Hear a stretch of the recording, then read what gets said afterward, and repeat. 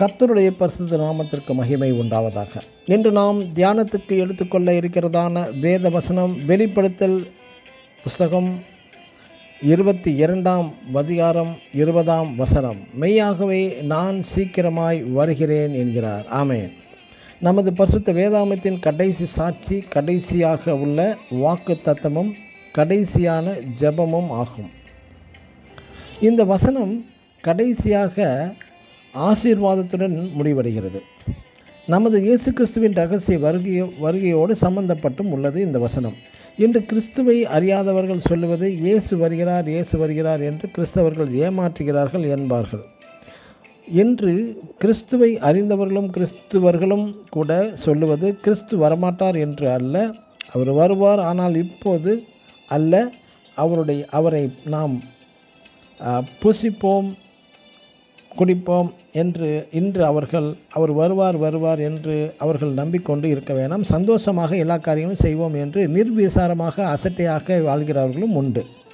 இப்படிப்பட்ட நமக்காகவே அவர் எச்சரிப்பாகவும் கடைசி வாக்குத்தத்த வசனமாகவும் சொல்லுகிறார். என்ன சொல்கிறார்? மெய்யாகவே என்பது ஷியோர்லி என்றும் பிபியில் வாசிக்கும் பொழுது ட்ரூலி உண்மையாகவே என்றும் குறிப்பிடப்பட்டுள்ளது.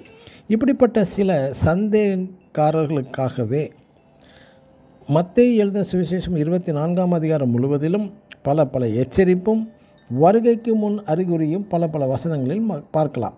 குறிப்பாக மத்தேயு 24ஆம் அதிகாரம் 44ஆம் வசனத்திலும் மற்றும் 48ஆம் வசனத்திலும் நிர்விசாரமாய் ஜீவித்த ஊழியக்காரனை பற்றி குறிப்பிடப்பட்டுள்ளது. அதாவது நினையாத நாளிகையிலும் அறியாத நாளிகையிலும் எஜமான் என்று அவனுக்கு தரப்படும் தண்டனை குறித்து குறிப்பிடப்பட்டுள்ளது. எனக்கு அன்பான தேவனுடைய பிள்ளைகளே, மெய்யாகவே நான் சீக்கிரமாய் வருகிறேன் என்ற ஆண்டவருடைய வாக்குத்தத்தத்தை விசுவாசிப்பீர்களாக. ஒருவேளை இன்று கூட இயேசு வரலாம். அதாவது கர்த்தருடைய வருகையின் நம்பிக்கையினால் நிறைந்திருப்பவர்களும் அவர் பரிசுத்தராய் இருக்கிறது போல நாமும் பரிசுத்த வாழ்க்கை வாழ்பவர்களும் கர்த்தருடைய வருகையை எதிர்நோக்கி கொண்டிருப்போமாக.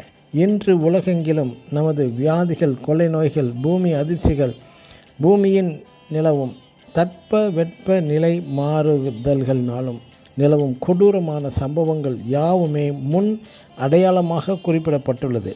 இனியும் தாமதம் வேண்டாம், ஆயத்தமாவோம். நம் ராஜாதி ராஜா அதி சீக்கிரமாய் வரப்போகிறார். ஆமென்.